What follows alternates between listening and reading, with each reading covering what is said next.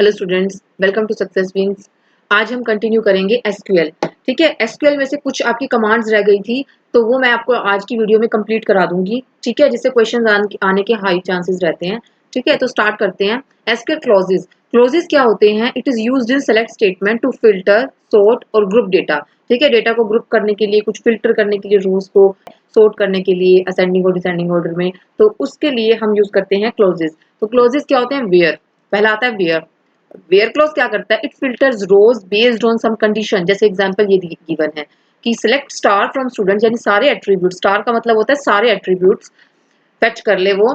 ठीक है, where age is greater than 18, जिसकी एज ग्रेटर देन 18 है, ऐसे स्टूडेंट्स का डाटा रिकॉर्ड जो है वो सारा फेच हो जाए। ठीक है, ऑर्डर बाय में क्या करते होते हैं? हम सॉर्ट करते हैं कुछ डेटा को असेंडिंग और डिसेंडिंग ऑर्डर में। बाय डिफॉल्ट वो असेंडिंग ऑर्डर में सॉर्ट करता होता है। ठीक है, बाय डिफॉल्ट कोई पूछे तो अगर, ठीक है, बाय डिफॉल्ट असेंडिंग ऑर्डर होता है। तो कैसे लिखा जाता है इसको? जैसे सेलेक्ट नेम किया मैंने from students, order by age, कि एज के हिसाब से उनकी ऑर्डरिंग हो जाए, यानी कि जो रिजल्ट निकल के आएगा वो जिस स्टूडेंट की एज, यानी कि डिसेंडिंग ऑर्डर में ना, जिसकी सबसे ज्यादा एज है, सपोज सबसे ज्यादा एज 25 है, फिर 24 जिसकी एज है, फिर 22 या 20 इस तरह की एज है, वो डिसेंडिंग ऑर्डर में डेटा को लिखता चला जाए। ठीक है, यानी पहले उसका किसी का ऋतु आया, फिर अमन, फिर राशि।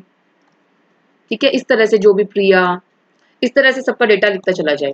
ठीक है, ग्रुप बाय, ग्रुप बाय में क्या करता था? Group rows based on column. जैसे सपोज हमने वेरियस वेरियस कोर्सेज ले लिए। ठीक है, कोर्स ले लिया हमने बीटेक स्टूडेंट्स का, ठीक है, एमटेक का। ठीक है, तो हमने ग्रुपिंग करनी है अगर, कि बीटेक वाले स्टूडेंट्स का रिकॉर्ड मुझे पहले मिल जाए, फिर एमटेक के स्टूडेंट्स का मिल जाए, मतलब ग्रुप में आ जाए, तो हम क्या करेंगे? ग्रुप बाय क्लॉज यूज करते होते हैं। सेलेक्ट डिपार्टमेंट, डिपार्टमेंट जैसे कंपनी में हमने डिपार्टमेंट वाइज ग्रुपिंग कर दी कि आईटी डिपार्टमेंट में अगर जो एम्प्लॉयज है पर्टिकुलर, उनका डेटा एक साथ आ जाए, मार्केटिंग डिपार्टमेंट में जो है उनका डेटा एक साथ आ जाए। तो हम क्या करेंगे? Select department, count star. Count star मतलब कि इस डिपार्टमेंट में, कोई पर्टिकुलर डिपार्टमेंट है, सपोज आईटी डिपार्टमेंट ही है, उसमें कितने एम्प्लॉयज काम कर रहे हैं, तो हम उसके लिए काउंट स्टार यूज करते हैं। ठीक है, from employ, group by department. ठीक है, ग्रुप बाय, ये ग्रुप बाय क्लोज है ना, हमेशा ये इसके साथ एग्रीगेट फंक्शंस के साथ यूज किया जाता है। ठीक है, तो ये ग्रुप बाय करो डिपार्टमेंट वाइज, यानी डिपार्टमेंट वाइज ग्रुपिंग हो जाए, यानी आईटी आईटी आईटी जो है सारे के सारे एक साथ आ जाएंगे, और फिर वो काउंट करो 1 2 3 4, आईटी में 4 एम्प्लॉयज काम करते हैं, तो इसका आंसर 4 आ जाएगा। ठीक है, डिपार्टमेंट का नाम और यहाँ पे काउंट की वैल्यू 4 आ जाएगी। इस तरह से फैच होके आ जाएगा data. Having close, having close यानी कि ग्रुप बाय जब हम कर रहे हैं, ग्रुपिंग कर रहे हैं, उसमें भी अगर हमें कोई कंडीशन लगानी है तो हम यूज करते होते हैं हैविंग। हैविंग क्लोज हमेशा ग्रुप बाय के साथ ही यूज होता है। ठीक है, it applies condition on a group data like where और वेयर आफ्टर ग्रुप बाय। ठीक है, यानी कि इस तरह से देखिए, सेलेक्ट डिपार्टमेंट, ठीक है, काउंट स्टार वही किया मैंने, from employ, group by department, इतना सही था। हैविंग काउंट स्टार जो है ग्रेटर देन 5, हमें ऐसे डिपार्टमेंट निकाल के दो जिसमें जो काउंट है, नंबर ऑफ एम्प्लॉयज जो हैं वो ग्रेटर देन 5 हो। ठीक है, मतलब कि ऐसा ना हो कि जिसमें सिर्फ 3 है 4 है, मुझे ऐसे डिपार्टमेंट की इंफॉर्मेशन नहीं जाननी, मुझे ऐसे डिपार्टमेंट का रिपोर्ट दो जो ग्रेटर देन 5, जिसमें एम्प्लॉयज काम कर रहे हैं। तो इसका कैसे लिखेंगे हम क्वेरी? उसकी क्वेरी इस तरह से लिखी जा रही है। ठीक है,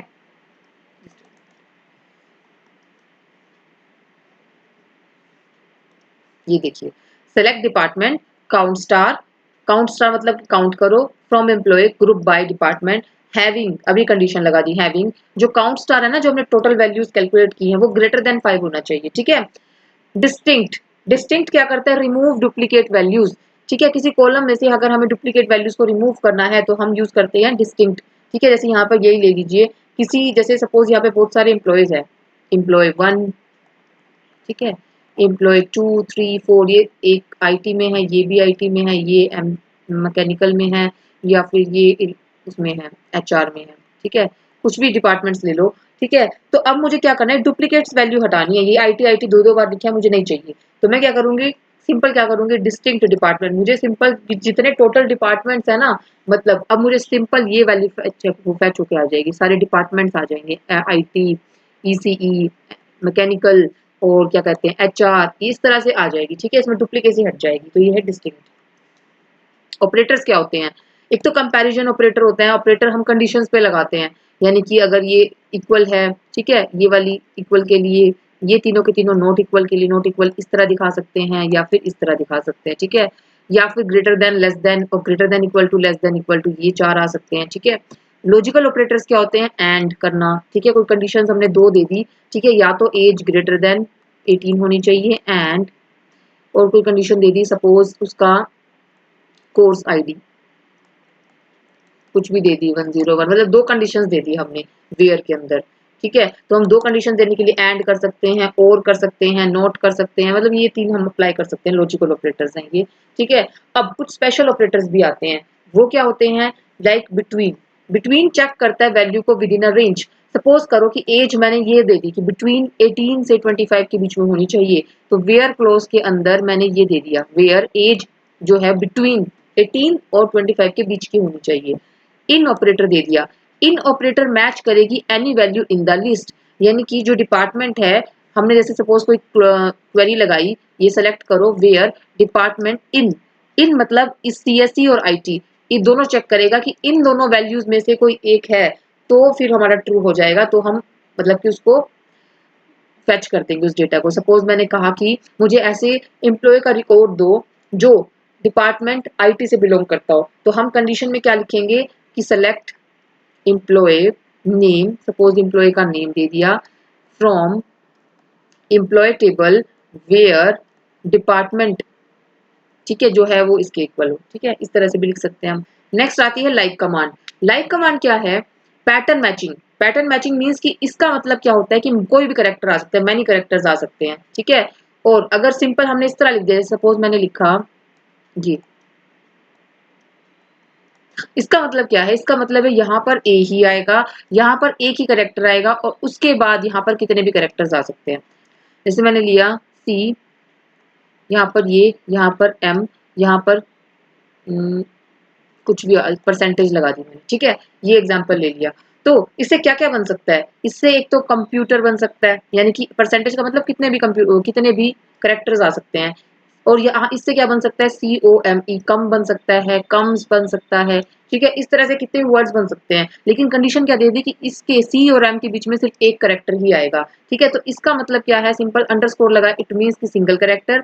परसेंटेज का मतलब कोई भी करेक्टर आ सकता है। तो अगर मैंने इस तरह से लिख दिया कि नेम जो है ना वो इस तरह होना चाहिए, तो एस से क्या क्या बन सकता है? सुमन बन सकता है, एस से शेफाली बन सकता है, एस से सुप्रिया बन सकता है। ठीक है। कुछ भी बन सकता है। ठीक है।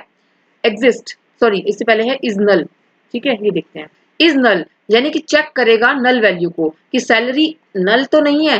सपोज किसी ने अपना जहाँ पे डेटा सारा का सारा टेबल में स्टोर करा रखा है, ये एम्प्लॉय की यहाँ पे सारे एट्रीब्यूट्स हैं, उसके वैल्यूज हैं, और यहाँ पर सैलरी ले ली मैंने। तो चेक करेंगे कि इस एम्प्लॉय की सैलरी नल तो नहीं है, तो हम ये कंडीशन चेक करनी होगी, कोई वैल्यू नल तो नहीं है हमारी टेबल में। उसके लिए हम यूज करते होते हैं इज नल। एग्जिस्ट का मतलब क्या होता है? चेक इफ सब क्वेरी रिटर्न्स रो। सपोज क्वेरी के अंदर भी हमने क्वेरी लगा दी, सेलेक्ट स्टेटमेंट लिखी, यहाँ पे वेयर, और उसके बाद यहाँ पे अगेन हमने इनर में एक और क्वेरी लगा दी, सेलेक्ट स्टेटमेंट लगा दी। तो एग्जिस्ट का मतलब क्या है? वेयर एग्जिस्ट लिखा मैंने, इसका मतलब कि इस वैल्यू के लिए कोई यहाँ पर वैल्यू एग्जिस्ट करती है या नहीं है। ठीक है। दो हमने जब नेस्टेड क्वेरीज लगाई, सेलेक्ट के अंदर सेलेक्ट लगाया, तो हम चेक करेंगे कि कोई ऐसा एम्प्लॉय एग्जिस्ट करता है उस पर्टिकुलर के लिए जो यहाँ पर है डेटा। ठीक है। जो पहले क्वेरी लगाई है, तो इट चेक्स इफ सब क्वेरी रिटर्न रो, कि सब क्वेरी कोई रिटर्न रो कर रही है। अगर सब क्वेरी कोई जो कोई रो रिटर्न कर रही है, तो उसके लिए अपर क्वेरी रन की जाए। ठीक है। एनी, एनी क्या करता है? कंपेयर करता है वैल्यू को विद एनी रिटर्न बाय सब क्वेरी। जो वैल्यू अपर क्वेरी है, यहाँ पे हमने अपर कोई लगाई, सिलेक्ट कुछ एट्रीब्यूट्स फ्रॉम कोई टेबल का नाम वेयर, वेयर उसके बाद यहाँ से हमारा सपोज कोई एट्रीब्यूट फैच हुआ वेयर, यहाँ पे फिर उसके बाद लगाएंगे कि वो एट्रीब्यूट जो है, फिर उसके बाद यहाँ पे इस तरह से लगा दी, यानी हम कंपेयर करेंगे इस वैल्यू को जो अदर जो एनी के अंदर है उस वैल्यू से। ठीक है। कंपैरिजन होगा। ऑल के अंदर compare with all values return by subqueries. ठीक है। इसमें तो एनी यानी कि कोई भी हम सेलेक्ट रैंडमली कर लेंगे, जैसे सपोज ये बहुत सारी हमारी एम्प्लॉय है, ये सैलरी है। ठीक है। 1 2 3 4, यहाँ पे सैलरी 1 2, सैलरी 2, सैलरी 3, सैलरी 4। इसमें क्या था? हमने रैंडमली एनी मतलब कि कोई भी सैलरी ले ली, थर्ड, उससे हम फेच करेंगे, मतलब उसे हम चेक करेंगे, कंपेयर करेंगे फर्स्ट एम्प्लॉय की सैलरी से, यानी S1 से, S2 से, S3 से, S4 से। ठीक है। ऐसे करा हमने। ठीक है। इस ऑल का मतलब क्या है? हर एक को, यानी सैलरी 1 को सैलरी 1 से भी, 2 से भी, 3 से भी, 4 से भी, सबसे कंपेयर करो। ठीक है। ये कहना चाह रहा है कि ऑल। ठीक है। यहाँ पे सारे के सारे जितनी भी सैलरी है ना, यानी कि सारे के सारे एम्प्लॉइज की जो पर्टिकुलर सैलरीज हैं सबके साथ हम कंपैरिजन करेंगे। सैलरी 1 जो है सपोज 10,000 किसी की सैलरी है, किसी की 20,000 है, किसी की 30,000 है, किसी की 40 है, ठीक है। तो हम इन सैलरीज का आपस में कंपैरिजन करना हो तो कैसे करेंगे? अपर क्वेरी लगाई मैंने कि select salary from employee table where, उसके बाद जो सैलरी है अगर वो ग्रेटर है ऑल सैलरी से, ऑल मतलब कि सेलेक्ट सैलरी फ्रॉम डिपार्टमेंट, इन सारी सैलरी को सेलेक्ट करो डिपार्टमेंट में से, एम्प्लॉय में सॉरी, इन सारी सैलरी को सेलेक्ट करो एम्प्लॉय टेबल में से, और हर एक सैलरी जैसे 10,000 है, अब चेक करो क्या वो 10,000 ग्रेटर देन है 10,000 से, 20,000 से, 30 से, 40 से, नहीं है, रिजल्ट फॉल्स। उसके बाद 20 को सिलेक्ट चेक करो, 20, 10, 20, 30, 40 से ग्रेटर है, नहीं है। इसी तरह से जब लास्ट सैलरी सपोज 50,000 है, हम 50,000 को चेक करेंगे 10, 20, 30, 40 से, ठीक है। सबसे कंपेयर कर रहे हैं ना हम, सबसे कंपैरिजन में हम करना हो तो हम ऑल को यूज करेंगे, ठीक है। किसी पर्टिकुलर से अगर हमें किसी से भी रैंडमली एनी, यानी एनी अगर आ गया तो इसका मतलब किसी भी सैलरी से कंपेयर करेगा, यानी किसी एक पर्टिकुलर सैलरी से, ठीक है। तो दोनों में कंपैरिजन समझ आया। ऑल में सारे के सारे एट्रीब्यूट्स को कंपेयर करते हैं एक दूसरे के साथ, एनी के अंदर जितने भी एट्रीब्यूट्स हैं उनको किसी एक पर्टिकुलर वैल्यू के साथ कंपेयर करते हैं, ठीक है, क्लियर। अब नेक्स्ट कीज कौन सी आती हैं? कीज प्राइमरी की, फॉरेन की, कैंडिडेट की, सुपर की, ऑल्टरनेट की, कंपोजिट की। अभी में डिफरेंस क्या है? पहले हम लेट करते हैं, यहाँ से स्टार्ट करते हैं सुपर की से, ठीक है। कोई भी set of attributes that uniquely identify a row, कोई भी सेट ले लेते हैं, सपोज यहाँ पर हमने लिया स्टूडेंट का रोल नंबर और नेम, ठीक है, और हमने यहाँ पे ले ली एज, ठीक है, ये ले, और एक मेल आईडी ले ली, ठीक है। तो सुपर की क्या क्या हो सकती है? सुपर की में भी ये मिलके बन जाए रोल नंबर और नेम, में भी रोल नंबर और मेल आईडी मिला के सुपर की बना सकते हैं हम, ठीक है, या फिर खाली मेल आईडी है वो सुपर की बन सकती है, ठीक है। तो सुपर की में कोई भी एट्रीब्यूट्स को हम कंबाइन कर सकते हैं, या फिर एक सिंगल एट्रीब्यूट का बन सकता है जो यूनिकली आइडेंटिफाई करे रो को, तो वो सुपर की होता है, ठीक है। लेकिन सुपर की जैसे यहाँ पे रोल नंबर और नेम को बना दिया, बट यहाँ पर हम कैंडिडेट की क्या लेते होते हैं? कैंडिडेट की होती है मिनिमल सुपर की, मिनिमल मिनिमल सुपर की। मिनिमल सुपर की मींस कि जिसमें कम से कम एट्रीब्यूट आए और वो यूनिकली डिटरमाइन करे, आइडेंटिफाई करे रो को। जैसे यहाँ पर अगर हमें सिर्फ रोल नंबर ही ले लूं, ठीक है, तो मेरा काम बन जाएगा, ठीक है, मैं यूनिकली आइडेंटिफाई कर पाऊंगी अपनी रो को, ठीक है। तो हमने रोल नंबर सेलेक्ट कर लिया, या खाली आधार नंबर ले लिया, ठीक है, इस तरह से ले लिया। अब यहाँ पर ये मेल आईडी भी हो सकती है, मैंने यहाँ पे मेल आईडी लिया, मेल आईडी भी हो सकती है ना। तो जो यूनिकली आइडेंटिफाई करेगी, क्योंकि हर स्टूडेंट की अलग ही मेल आईडी रहेगी। बट अब कैंडिडेट की में भी फिर उसके बाद हम प्राइमरी की के ऊपर चलते हैं। प्राइमरी की क्या होता है कि कैंडिडेट की में भी जो एट्रीब्यूट यूनिक और नॉट नल वाली कंडीशन को फॉलो करते हैं हम उसको प्राइमरी की बनाएंगे। अब मेल आईडी है, अगर जो दो सिबलिंग्स हैं अगर वो स्कूल में जा रहे हैं तो वो अपने पेरेंट्स की मेल आईडी देंगे, अगर उनकी जनरेट नहीं हुई तो दोनों सिबलिंग्स की मेल आईडी तो मैच ही हो जाएगी ना। तो यानी कि वो यूनिक तो नहीं रहेगी ना, है ना, यूनिक थोड़ी रहेगी, दोनों स्टूडेंट्स की मेल आईडी सेम रहेगी। तो हमें तो यूनिक और नॉट नल, किसी की हो सकती है मेल आईडी जनरेट ही ना हो, पेरेंट्स की भी ना हो और उसकी खुद की भी ना हो, तो यहाँ पे वैल्यू नॉट नल आ जाएगी। तो हमें ऐसा एट्रीब्यूट चूज करना है जो हमेशा यूनिक वैल्यू दे और कभी भी नल ना हो। आधार नंबर भी नहीं ले सकते, मे बी किसी स्टूडेंट ने अभी अप्लाई नहीं किया आधार के लिए, तो उसकी आधार आईडी नहीं होगी तो हम आधार नंबर नहीं ले सकते। लेकिन जो स्टूडेंट है वो स्कूल में आया है तो उसका रोल नंबर जरूर जनरेट होगा, तो हम रोल नंबर को क्या ले लेंगे? हम रोल नंबर को प्राइमरी की सेट कर लेंगे, क्योंकि वो कभी भी नल नहीं रहेगा, हर स्टूडेंट का यूनिक रहेगा, ठीक है। अब फॉरेन की क्या होती है? फॉरेन की से पहले देखते हैं ऑल्टरनेट की, ठीक है, ये कवर कर लेते हैं। Candidate keys except the chosen primary key, यानी कि जैसे मैंने ये सारी कैंडिडेट की बनाई थी, अब मैंने चूज क्या किया? प्राइमरी की को, रोल नंबर चूज किया, जो बच गए हैं ना आधार नंबर मेल आईडी वो हो जाती हैं ऑल्टरनेट कीज, ठीक है। कंपोजिट की क्या होती है? प्राइमरी की कंसिस्ट ऑफ मल्टीपल कॉलम्स, एक से ज्यादा कॉलम को मिला के, अगर मैंने दो मतलब एट्रीब्यूट्स को मिला के मैंने प्राइमरी की बनाया है तो उसको बोलते हैं कंपोजिट, यानी मैंने दो एट्रीब्यूट्स की कॉम्बिनेशन कर दी है, दो एट्रीब्यूट्स को कंबाइन कर दिया है प्राइमरी की बनाने के लिए, तो वो हो गया कंपोजिट की, ठीक है। अब जा चलते हैं फॉरेन की के ऊपर। फॉरेन की क्या होता है? सपोज कि मैंने एक कोर्स की अलग टेबल बनाई, कोर्स आईडी, ठीक है, उसमें मैंने लिखा स्टूडेंट का रोल नंबर, कि एक ये जो मेरे कोर्सेज हैं, ये कोर्सेज कौन कौन एनरोल कर रहा है, ये रोल नंबर 1, 2, 3 इस तरह से कर रहे हैं। तो मैंने जो ये रोल नंबर है ये इस स्टूडेंट टेबल की प्राइमरी की थी ना, जो मैंने यहाँ पर ले ली दूसरी टेबल में, तो ये इस टेबल की क्या बन गई? कोर्स टेबल की, ये कोर्स टेबल की फॉरेन की बन गई है, ठीक है। जो हम प्राइमरी की अगर किसी और टेबल में ले लेते हैं तो वो उस टेबल की फॉरेन की बन जाती है। ठीक है, तो ये थी कीज। अब देखते हैं कॉन्स्ट्रेंट्स। कॉन्स्ट्रेंट्स होते हैं रूल्स जो हम कॉलम्स के ऊपर लगाते हैं, टेबल्स के ऊपर लगाते हैं टू इंश्योर डेटा इंटीग्रिटी। तो रूल्स क्या क्या हो सकते हैं? Not null. नॉट नल का मतलब ensures column cannot have null values. अगर हमने कोई सपोज यहाँ पर लिया नेम, नेम लगाया, क्रिएट की ना जब हमने टेबल कोई क्रिएट की, हमने नेम के आगे अगर नॉट नल कॉन्स्ट्रेंट लगा दिया, इट मीन्स कि जैसे ये लिखा, यहाँ पे हमने name create table, suppose student table, उसके बाद नेम लिखा, ठीक है, वेर क्या हो सकता है, नॉट नल कॉन्स्ट्रेंट लगा, इसका मतलब कि वैल्यू इसमें डालनी ही होगी। अगर आप नल छोड़ देंगे तो आपका फॉर्म ही सबमिट नहीं होगा। ठीक है, ये है नॉट नल।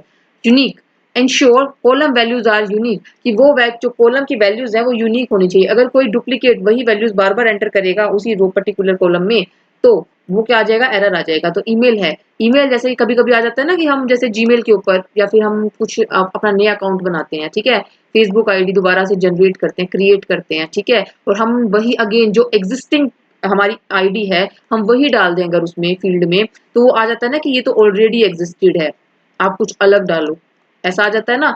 तो ऑलरेडी एग्जिस्ट है, इसका मतलब वो कह रहा है कि यूनिक डालो, तुम अलग क्रिएट करो, वो वाली तो एग्जिस्ट है, ठीक है, पहले से एग्जिस्टेड है, तुम नया बनाओ। तो ये क्या है, ये उसने यूनिक कॉन्स्ट्रेंट सेट किया हुआ है। ठीक है, कि जब भी कोई क्रिएट करे तो हमेशा नई आईडी क्रिएट करे, वो पुरानी आईडी दोबारा दोबारा क्रिएट में नहीं हो पाएगी। ठीक है, तो ये है क्रिएट। प्राइमरी की, अगर हमें प्राइमरी की सेट करनी है, सपोज आईडी को मैंने प्राइमरी की सेट करना है अपनी टेबल की, तो उसको कैसे करेंगे, आईडी लिखो, उसका डेटा टाइप बताओ और यहाँ पे प्राइमरी की लिख दो, तो वो प्राइमरी की बन जाएगी। ठीक है, फॉरेन की, लिंक करना दो टेबल्स को। अब किसी दूसरी टेबल में अगर मुझे फॉरेन की बनानी है तो कैसे बनाएंगे, फॉरेन की उस टेबल में जो जिस एट्रीब्यूट को हमने लिया है वो फॉरेन की कोर्स आईडी लिखो। रेफरेंसेस किसको रेफर कर रही है, कोर्स टेबल के अंदर जो आईडी है उसको रेफर कर रही है, यानी कि यहाँ पे तो करंट टेबल में मैंने किसी और टेबल की प्राइमरी की ली है, ठीक है, प्राइमरी की को मैंने नाम दे दिया कोर्स आईडी। ठीक है, ये किसी और टेबल में पहले से एग्जिस्ट थी आईडी के नाम से, ठीक है, कोर्स जो टेबल है उसमें आईडी के नाम से एग्जिस्टेड थी, मैंने एक स्टूडेंट टेबल ले ली, उसमें कोर्स आईडी ले लिया, तो ये इस टेबल की क्या बन गई, कोर्स प्राइमरी की फॉरेन की बन गई ना इस टेबल की। तो इस टेबल की फॉरेन की बन गई, तो मैं कैसे लिखूंगी इसको, इसको लिखूंगी मैं फॉरेन की कोर्स आईडी। ठीक है, रेफरेंसेस किसको रेफर कर रही है, पहले टेबल का नाम लिखो, यहाँ पे टेबल का नेम आएगा, आईडी उस टेबल में वो किस नाम से है, आईडी नाम से थी ना यहाँ पर, तो ये इस टेबल में जिस नाम से है वो एट्रीब्यूट का नाम आ जाएगा। ठीक है, चेक, चेक में क्या करते हैं, रिस्ट्रिक्ट करते हैं values based on some condition, किसी कंडीशन के बेस पे हम क्या करते हैं, वैल्यूज को रिस्ट्रिक्ट करते हैं। जैसे यहाँ पे ये देखिए एज, एज क्या कहती है, एज जो है हमेशा ग्रेटर देन 18 होनी चाहिए, तो हम क्या करेंगे, एज डेटा टाइप और यहाँ पे ये कॉन्स्टेंट लगा दिया, check age greater than equal to 18। ठीक है, अब डिफॉल्ट, डिफॉल्ट में क्या आता है कि अगर कोई वैल्यू कोई दे ही ना उस पर्टिकुलर कॉलम की, तो बाय डिफॉल्ट वो उस वैल्यू को उठा ले। तो ये कॉन्स्टेंट अप्लाई करने के लिए हम क्या करते हैं, इस तरह से लिखते हैं, जैसे स्टेटस है, कोई स्टेटस अपना नहीं लिख रहा, ठीक है, तो क्या बाय डिफॉल्ट आ जाए, तो बाय डिफॉल्ट ये डिफॉल्ट लिखो यहाँ पर और ये एक्टिव, यानी कि डिफॉल्ट वैल्यूज की एक्टिव हो जाए। ठीक है, तो ये है कुछ कॉन्स्ट्रेंट्स। नेक्स्ट कुछ मैथमेटिकल फंक्शंस देख लीजिए, ए बी एस यानी एब्सोल्यूट वैल्यू बतानी है, सपोज यहाँ पे ये दे रखा है हमें -25, इसकी एब्सोल्यूट वैल्यू क्या आएगी 25, तो उसके लिए हम ये मैथ फंक्शन यूज करते हैं। पावर, पावर फॉर्म में अगर हमें लिखना है कि 2 की पावर 3 बताओ, 10 की पावर 3 बताओ, या किसी की पावर भी हमें कुछ भी बतानी है, तो हम क्या लिखेंगे, x जिसकी जो पावर है वो ये होती है। ठीक है, तो ये क्या आ जाएगा, इस तरह से लिखा जाएगा, पावर 2 और उसकी पावर जो भी है वो यहाँ पे लिखो। ठीक है, ये 8 आ जाएगा। स्क्वायर रूट निकालना हो तो हम SQRT इस तरह से लिखते हैं, तो ये स्क्वायर रूट निकल के आ जाएगा। सील एन और सीलिंग एन मतलब कि हमें इस तरह से इसकी जो ये पॉइंट्स में लिख रखा है, हमें स्मॉलेस्ट हमें ग्रेटर चाहिए वैल्यू। ठीक है, 12.3 है इसकी अपर वैल्यू चाहिए, तो ये 13 आ जाए, तो उसके लिए हम ये फंक्शन यूज करते हैं। अगर हमें 12.6 इस तरह से दे रखा है और हमें इसकी मिनिमम वैल्यू कैलकुलेट करनी है, जैसे ये मिनिमम वैल्यू क्या रहेगी इसकी, तो वो हमारा 12 आ जाएगा। ठीक है, इस तरह से। Mode, mode value find out करनी है 10 और 3 की, ठीक है, मोड वैल्यू तो वो आ जाएगी 1, इस तरह से मोड फंक्शन यूज करेंगे। ठीक है, ये होती है एक्सपोनेंट, यानी कि इस तरह से लिखनी है इसकी वैल्यू। ठीक है, e की पावर 2 इस तरह से, तो ये आ जाएगी ये वैल्यू। रैंडम वैल्यू, अगर रैंडम कोई वैल्यू जनरेट करनी है तो सिंपल रैंडम लिखो और कोई भी वैल्यू जनरेट होकर आ जाएगी। ठीक है, नेक्स्ट स्ट्रिंग के ऊपर हम क्या क्या फंक्शंस अप्लाई करते हैं। लेंथ, अगर हमें लेंथ कैलकुलेट करनी है, स्ट्रिंग लिखो, जैसे यहाँ पे स्ट्रिंग लिखी हुई है DBMS, इसकी लेंथ कैलकुलेट करनी है तो लेंथ लिखो तो कैलकुलेट होके आ जाएगी, आउटपुट आ जाएगा 4। अपर वैल्यू में क्या कहता है ये कि अगर मुझे कोई स्ट्रिंग DBMS स्मॉल लेटर्स में दे रखी है, उसको हमें कैपिटल में कन्वर्ट करना है तो अपर लिख दो, अपर लिखा तो ये सारा कैपिटल में कन्वर्ट हो जाएगा। लोअर में कन्वर्ट करना है, जैसे ये कैपिटल में लिखा है SQL, इसको लोअर में कन्वर्ट करना है, लोअर लिख दो, SQL आ जाएगा। सबस्ट्रिंग लेनी है हमें, मुझे जैसे सपोज ये मैं सेलेक्ट सबस्ट्रिंग और डेटाबेस, इसमें से मुझे क्या करना है कि M से N तक यानी कि 2 से 3 तक का डेटा हमें फैच होके आ जाए, 2 से 3 तक के अल्फाबेट फैच होके आ जाए। तो 1 2 ये 2 हो गया, 3 4 यानी कि ये वाला इतना फैच होके आ जाए तो ये आ गया ना ATA। ठीक है। लेफ्ट स्ट्रिंग यानी कि लेफ्ट मोस्ट n कैरेक्टर्स लेने हैं हमें। ठीक है, लेफ्ट से n कैरेक्टर्स, तो लेफ्ट से n कैरेक्टर्स कितने कह रखा है, 3 कह रखा है, तो 1 2 3 तो COM इतना आ गया। राइट से लेना है तो राइट से लिखो, कितने लेने हैं, 3 लेने हैं, तो 1 2 3 तो इतना आ गया। अब कॉनकैट मीन्स कि ज्वाइन करना स्ट्रिंग्स को। ठीक है, स्ट्रिंग 1 स्ट्रिंग 2 को ज्वाइन करना, तो कैसे करेंगे, सेलेक्ट कॉनकैट डेटा और बेस। ठीक है, यानी कि ये अलग अलग थे, इनको मिला के लिखना है, कंबाइन करके लिखना है, तो कॉनकैट लिखो तो ये इकट्ठा लिखा जाएगा। एल ट्रिम क्या कहता है, एल ट्रिम कहता है रिमूव लीडिंग स्पेसिस, यानी कि जो ये स्पेसिस है ना, यहाँ पर सपोज कोई स्पेस दे रखा है यहाँ पे SQL, जैसे ये लिखा मैंने, यहाँ पे कोई स्पेस दे दिया फिर इस तरह लिख दिया, तो जो लेफ्ट मोस्ट स्पेसिस है वो खत्म कर देगा ये। ट्रिम के अंदर जो राइट मोस्ट स्पेसिस है, अगर इस तरह से लिखा हो तो राइट मोस्ट स्पेसिस है वो खत्म कर देगा। ट्रिम के अंदर रिमूव बोथ साइड स्पेसिस, ठीक है, अगर इस तरह से लिखा होता, यहाँ पे भी स्पेस दे रखा है, यहाँ पे भी स्पेस दे रखा है, तो ये सारे स्पेसिस को खत्म कर देगा दोनों तरफ से। रिप्लेस स्ट्रिंग ओल्ड और न्यू, यानी कि स्ट्रिंग ओल्ड और न्यू, यानी कि DBMS के अंदर बी जो है उसको रिप्लेस कर दो स्मॉल बी से। ठीक है, DBMS मेरी पूरी स्ट्रिंग है, उसमें से रिप्लेस कर दो इस बी को, यानी ओल्ड, और उसके बाद नया करेक्टर बी से। ठीक है, अब इन स्ट्रिंग के अंदर क्या होता है, रिटर्न पोजीशन ऑफ सबस्ट्रिंग, किसी की करेक्टर की हमें पोजीशन फाइंड आउट करनी है तो हम इन स्ट्रिंग को यूज करेंगे। जैसे डेटाबेस के अंदर से मुझे बेस, जो जहां से बेस स्टार्ट हो रहा है, बेस लिखा हुआ है, वहां की मुझे वो बता दो कि ये क्या पोजीशन है इसकी सबस्ट्रिंग की, तो कैलकुलेट करो 1 2 3 4 5, ये 5th पोजीशन से बेस लिखा आ रहा है ना, तो 5 रिटर्न हो जाएगा। रिवर्स करनी हो स्ट्रिंग की तो सिंपल रिवर्स SQL कर दो तो LQS ये लिखा आ जाएगा। ठीक है, नेक्स्ट डेट फंक्शंस क्या होते हैं, करंट डेट। ठीक है, हमें करंट डेट फाइंड आउट करनी है, जैसे ये करंट डेट लिख दो, करंट टाइम फाइंड आउट करना है, करंट टाइम लिख दो। नाउ अगर हम लिखेंगे तो इससे आ जाएगी करंट डेट भी और टाइम भी, इस तरह से। ठीक है, अगर हमें डे मतलब कि किस आज डे कौन सा, यानी डेट कौन सी है, ये फाइंड आउट करना है तो सिंपल डे लिखो और जो यहाँ पर है ये डेट इस फॉर्मेट में लिख दो तो हमारा डे आ जाएगा। मंथ फाइंड आउट करना है तो सिंपल मंथ लिखो, डेट लिख दो इस फॉर्मेट में तो मंथ आ जाएगा। मंथ का नाम पता करना है तो मंथ नेम और फिर डेट लिखो तो मंथ का नेम आ जाएगा। ईयर के लिए ईयर आ जाएगा। डे नेम मतलब कि इस पे कौन सा वीक डे था तो वो हम पता कर सकते हैं डे नेम से, तो वो डे नेम आ जाएगा। तो ये थे कुछ आपके फंक्शंस जो एग्जाम पूछे जाते हैं SQL के, जो बहुत इंपॉर्टेंट भी हैं, तो ये मैंने आपको कवर करा दिए हैं। अगर आपको ये वीडियो अच्छी लगी है तो प्लीज इसको लाइक कीजिए, चैनल को सब्सक्राइब कीजिए, अपने व्यूज कमेंट में शेयर कीजिएगा। Thank you.